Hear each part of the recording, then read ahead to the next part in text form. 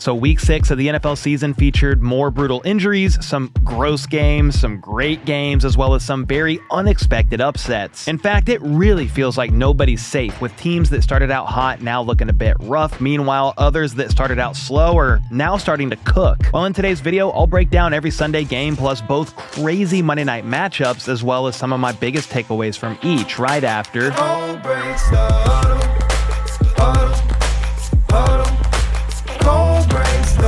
All right, first up, we've got to start with what was by far the grossest, ugliest game of football I've seen in quite some time. I'm of course talking about the Jets and Broncos game over there in London, in which the Jets offense had 82 total yards and -10, yes, -10 passing yards. Justin Fields had 45 yards through the air, but he took 9 sacks for 55 yards. So the net total is -10 for the team's passing yards on the day. Absolutely insane here. That's the least we've seen in a game since 1998. I'm honestly surprised it doesn't go back even further than that. Justin Fields dropped back to pass 29 times in this game, and 16 of those times he was pressured, including the final play of the game when Aaron Glenn opted to go for it on 4th and 8 instead of trying a 62-yard field goal with Nick Folk. I get it. Folk is 40 years old and his career long is 58 yards, so that seemed like a long shot, but asking that offense to get 8 yards seemed basically like a Hail Mary at that point. Fields, of course, took a sack, and Denver escaped with the win 13-11. So he took 9 sacks and had 9 completions all day. That's the first quarterback to take 9 sacks and have 9 or fewer completions since Justin Fields accomplished this once again back in 2021. Absolutely insane. It's honestly unreal that the Jets still had a shot to win at the end despite that showing on offense. Denver probably shouldn't feel great about that, considering New York was allowing 31 points per game heading into this matchup, but a win is a win is a win. You'll take a W all day, every day. The defense helped them get this one done. And after that game, they're now second in the league in both points and yards allowed. And for the second year in a row, they are leading the NFL in sacks. For the Jets, I don't even know what they do from here. This season seems over already. They're 0-6, and Connor Hughes, who covers the Jets, said several players in the locker room believe that Tyrod Taylor should be starting over Justin Fields. It's hard to argue with that, but that doesn't change the fact that their defense is among the worst in the league. They've gone from 13th in points allowed last year to 27th in points allowed this year. Not a great look for Aaron Glenn, who's a defensive-minded coach. It only gets worse for them, too, because Garrett Wilson suffered a knee injury late in that game. And while he did avoid serious injury, I think it's like a minor hyperextension, it's still likely that he's going to miss a couple of weeks. That certainly doesn't help their chances of finally winning a game. I would say that they've got a winnable one next week against the Panthers, but I don't feel good about them in any matchup right now. Plus, Carolina has rattled off 2 straight wins behind the legs of Rico Dowdle. Last week, Dowdle rushed for 206 yards, the most of any player in a game this season. And this week, he racked up 183 yards on the ground, the second most of any running back this year. The best part, he did it against his former team in the Dallas Cowboys, and he did his best to warn them of what was coming. Some thought he put a target on his back by saying the Cowboys defense better buckle up for their game on Sunday, but he had nothing to worry about. Dowdle even led Carolina in receiving and caught a touchdown as well, so another very impressive performance to follow up his career day last week. And what was interesting about this game from Dowdle is that he topped 180 yards without having a single run over 20 yards. That's the first time in NFL history a player has done that, and it really goes to show you how consistent he was in ripping off these 5 to 10 yard runs all game long. Shout out to the O-line as well for sure. George Pickens went off for Dallas though on that side of the ball with 168 yards and a score. He also had one of the highlights of the day with a nasty hurdle. Dak threw 3 touchdowns on the day, but their run game was non-existent, averaging 1.6 yards on 19 carries. Woo! And that defense, man, that defense is just not good. That's putting it mildly. The game was tied 27 apiece when the Panthers got the ball with about 6 minutes left, and they ran a 15-play drive, successfully milking all the time off the clock before hitting a chip shot game-winning field goal. It's hard to win games with a defense that's giving up nearly 31 points a game on average. You're asking a lot out of your offense every week, and honestly, the offense has been producing. They are 4th in points per game right now, but their defense is costing them big time and is the real reason they're now 2-3-1. The Panthers are now 3 3-3 on the year after winning 2 straight. They're 0-3 on the road, though, but like I said, they've got the Jets this week, so that's probably going to change. The Cleveland Browns are also 0-3 on the road after an ugly offensive performance against the Steelers on Sunday. The final score was 23-9, with Aaron Rodgers tossing a couple tutties and passing Warren Moon for the third most touchdowns by a quarterback over the age of 40. He's now got 38 and could realistically pass Drew Brees, who's second with 51. But there's no way he's catching Tom Brady, who has 193. Yeah, not happening. The defense was firing on all cylinders, holding Cleveland to their lowest point total of the season, and they didn't score a single touchdown for the first time all year. They were playing from behind all game, which caused Dylan Gabriel to throw 52 times, the second most pass attempts of any quarterback this season. Pittsburgh defense was teeing off on the guy, and they got home for 6 sacks, with Nick Herbig accounting for 2 of them, plus a couple tackles for loss. Mike Tomlin is now 27-6 against rookie quarterbacks, the best record of any coach against rookie QBs since 2007 when he was hired. Then on Monday, Mike was asked about what he thought of the Joe Flacco trade. Flacco was traded to the Bengals earlier this past week, and Tomlin sort of fired some shots at Browns GM Andrew Berry. Andrew Berry must be a lot smarter than me or us, because it doesn't make sense to me to trade a quarterback that you think enough of to make your opening day starter to a division opponent that's hurting in that area. I mean, I don't disagree, that's for sure. Just was a little surprising to hear that from a head coach, but hey, I appreciated the honesty. Flacco wasn't anything special against the Packers either, but he didn't turn the ball over, and he at least kept them in the game, which is better than what Jake Browning was doing in his 3 starts. If they could have gotten the offense going in the first half, they would have actually had a chance to win this game, but they went scoreless in the first 2 quarters, and by the time they put together 3 scoring drives in a row in the second half, it was too little too late. You do got to give some credit to Flacco for even making it interesting, though. The guy got traded last Tuesday, didn't even have a full week to prepare with his new team, but he still threw for 219 yards and 2 touchdowns. But Jordan Love hit Tucker Kraft for a touchdown, and Josh Jacobs had a pair on the ground as the Packers won 27-18 to remain undefeated at home. Jacobs, by the way, was battling the flu, and he even threw up a couple times during the game, but it didn't seem to slow him down all that much, as he had 150 yards from scrimmage in those 2 scores. Now, sadly, both of these teams had edge rushers leave the game with an injury. Lucas Van Ness was carted off with a foot injury in the 3rd quarter and didn't return. Then Trey Hendrickson had a back bruise and was also ruled out. So we'll see what the severity of those injuries are. The Bengals have the Steelers at home next week, and the Packers will head to Arizona to take on the Cardinals. It'll either be Kyler Murray starting at quarterback or possibly Jacoby Brissett, who filled in for Kyler this past week while he was out with a foot injury. Not going to lie, Brissett played a lot better than I thought he would. He had 320 yards and threw a couple of touchdowns, though he did throw a pick in the red zone in the 2nd quarter. And actually 2 plays before that, Daniel Jones threw a pick, and those were the only 2 turnovers of the day. So funny enough, both picks were returned for 9 yards and basically offset each other like nothing ever happened. Colts got the ball right back after that pick. They hung on for the win too, as the Cardinals had a chance to score the go-ahead touchdown late in the 4th quarter, but they turned the ball over on downs inside of Indy's 10-yard line. It was another massive day for Jonathan Taylor, the man who leads the NFL in carries, rushing yards, and rushing touchdowns. He had 123 on the ground in this one and is currently on pace for 1,700 yards and 20 touchdowns by season's end. The Colts moved to 5-1 on the year and are now solely in first place in the AFC South after the Jags lost to Seattle. I'll get to that game shortly, but another thing from this Colts and Cardinals game that I did want to bring up was that during pregame warmups, the Colts suffered not 1, but 2 injuries. The first was their cornerback, Travarius Ward. He collided with his teammate, tight end, Drew Ogletree. Well, he wound up suffering a concussion and therefore was ruled out of the game. And it doesn't even stop there with the pregame injuries, because Anthony Richardson somehow fractured his orbital bone while using a rubber band, the leg band. He was doing band warm-ups pregame and ended up fracturing his orbital bone. I'm going to assume this has to be one of the first times 2 players got injured during pregame warmups, with the worst of the 2 definitely being Anthony Richardson. He was placed on IR and is going to miss the next 4 games at minimum.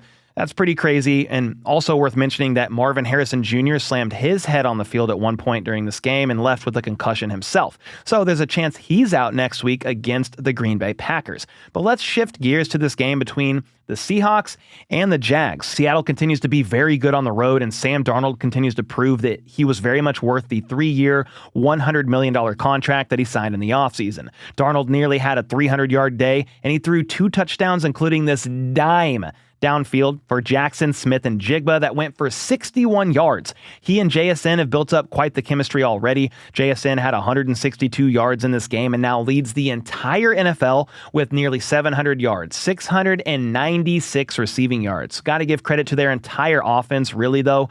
Even though they couldn't get the run going, they didn't turn the ball over, and that was the first time the Jags haven't forced a turnover all season. They lead the league in takeaways, so that was a big point of emphasis for the Seahawks coming in, especially after their last game ended with a Darnold INT. Their defense came to play as well. They pretty much shut down the Jags' run game, and they sacked Trevor Lawrence 7 times, with DeMarcus Lawrence and Byron Murphy the second accounting for 2 apiece. That propelled Seattle to a 20-12 victory, with both teams now sitting at 4-2 on the year.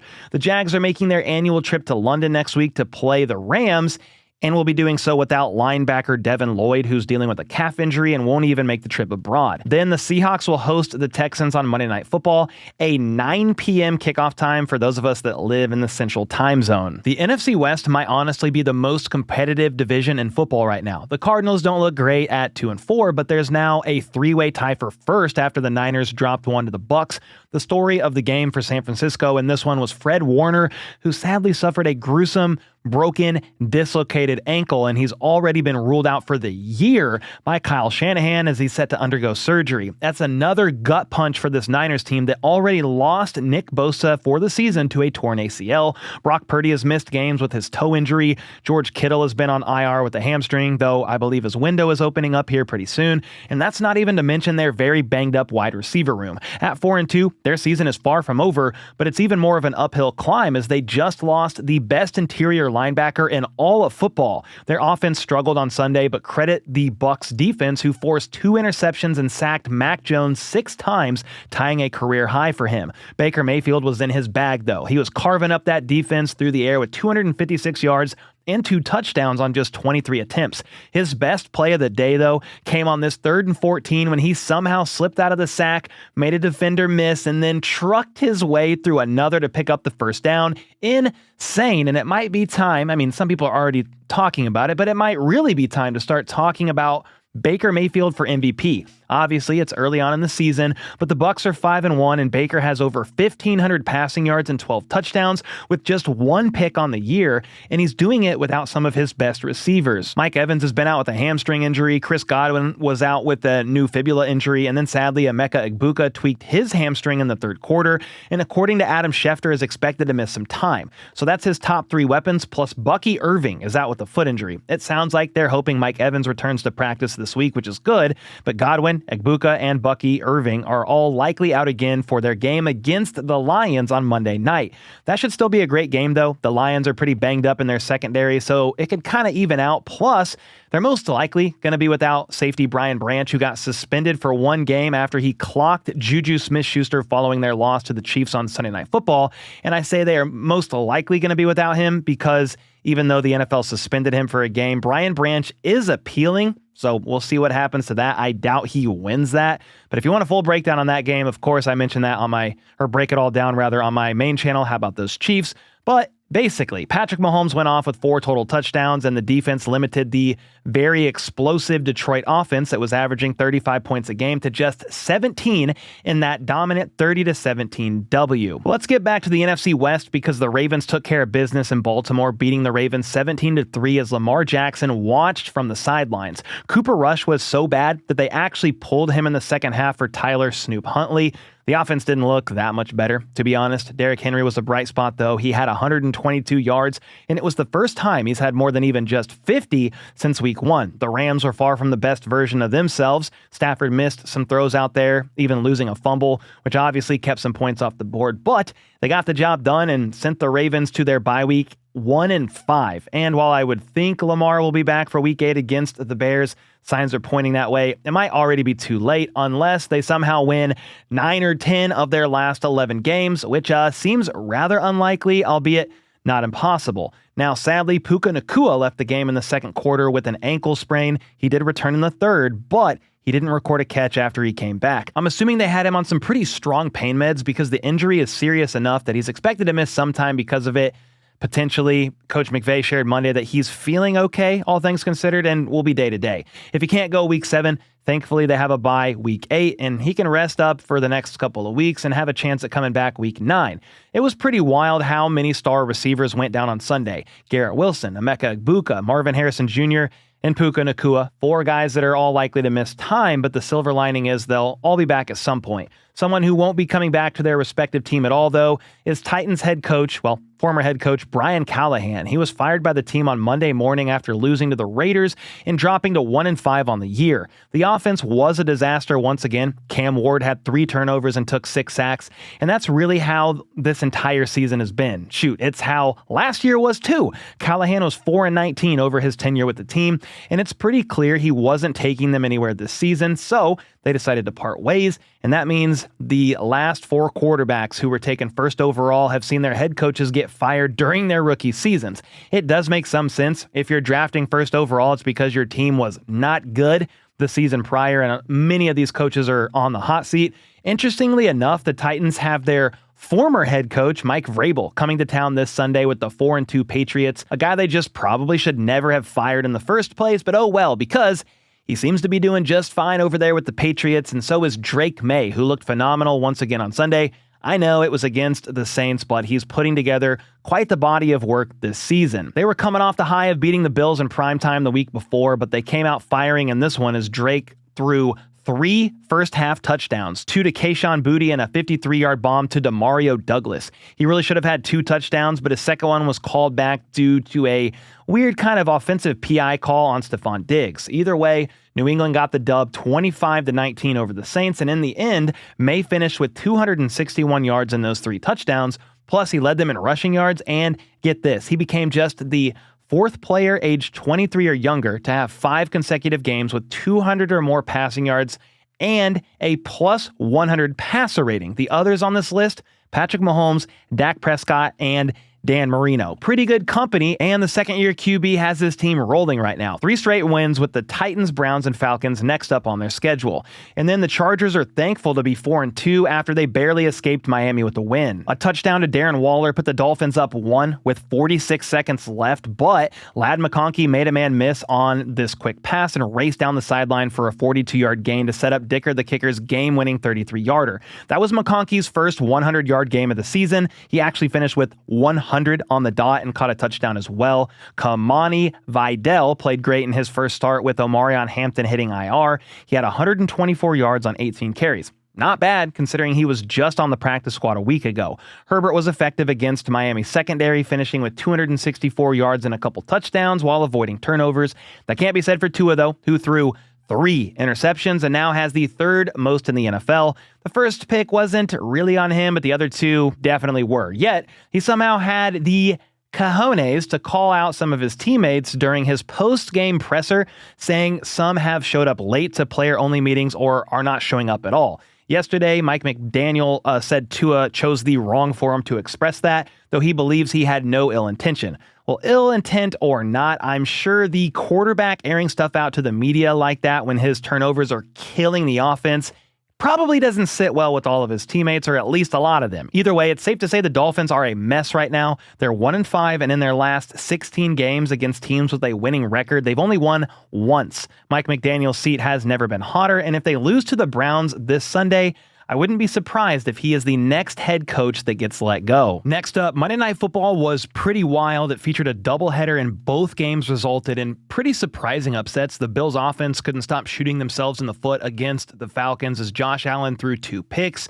And for the second week in a row, they did botch a handoff on a jet sweep, 2 fumbles, neither recovered by the Falcons, but it was just sloppy offense all the way around. We'll get into it because Josh Allen was down multiple guys, and he had another playmaker injured in this game. It was just bizarre, regardless, because normally this Bills team is able to figure it out, and they rarely ever lose the turnover battle. But Bills defensive tackle Daquan Jones, he ended up joining Anthony Richardson and Charvarius Ward as players to get injured during pregame warmups. Apparently, he suffered some kind of a calf injury before the game and was ruled out. So the Bills were down multiple defensive tackles by this point, and Bijan Robinson exploited that weakness by popping off for 170 yards and an electric 81-yard score. Drake London had his best game of the season as well, snagging 10 of 16 targets for 158 yards and a tutty.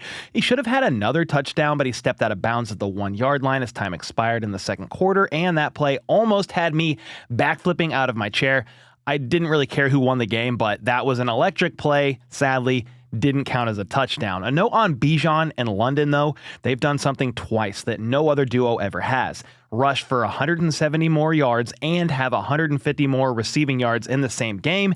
And they did this twice, which nobody else in history has ever been able to pull off. Anyway, that was sort of a big moment in the game. London almost scoring on that play because Atlanta could have gone up 28-7 at the half, but instead it remained a 14-point game, and it got a little closer when Buffalo scored a touchdown to open the third quarter. But after that, did really nothing. Turnover on downs, 2 punts, and an interception. It was unfortunate because Buffalo's defense held the Falcons to just 3 points in the second half, and they blocked a field goal.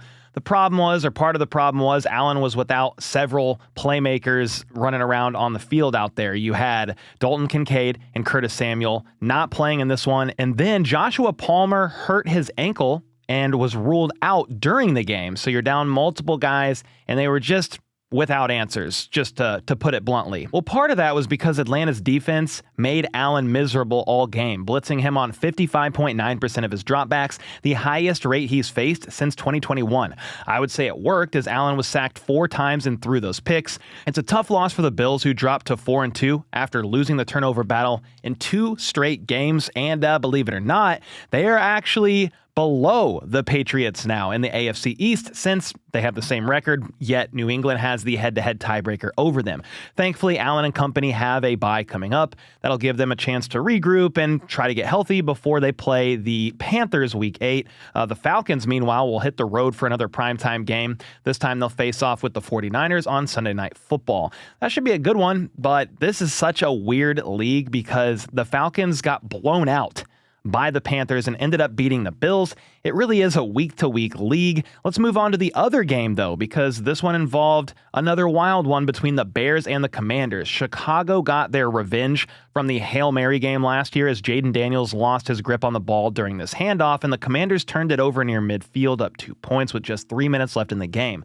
A couple of DeAndre Swift carries later, and they were able to milk the clock and set up Jake Moody, the former third-round pick by the Niners, who was just cut by them this season, for the game-winning 38-yard field goal. Bears win 25-24. Both of these teams' last 2 matchups were decided on the final play of the game. Kind of crazy. And now the head-to-head series is tied between the first and second overall pick from last year's draft. Just like with the Bills, the Commanders' turnovers were too costly to overcome. They had 3 of them on the night, and you can't do that and expect to win football games in the NFL. The parity is way too close.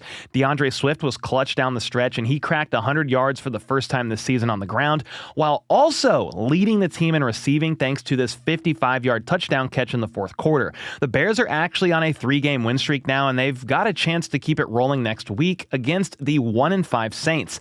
The Commanders, now at 3-3, are just about to hit the toughest stretch of their schedule. They've got a road game against a divisional opponent in the Cowboys coming up next. Then it's at the Chiefs and home against the Seahawks and Lions. They also close out their season with 4 straight divisional games, so it by no means is going to be an easy path back to the playoffs for the Commanders. They need Terry McLaurin back ASAP. There's no question about it, because Chris Moore led the room in receiving yards, and if that name sounds familiar, but you're like, who's that again? He's a 32-year-old vet that probably shouldn't be leaned upon like that. But hey, you guys got to let me know your biggest takeaways from these Week 6 games, and with that, I'll see y'all next time.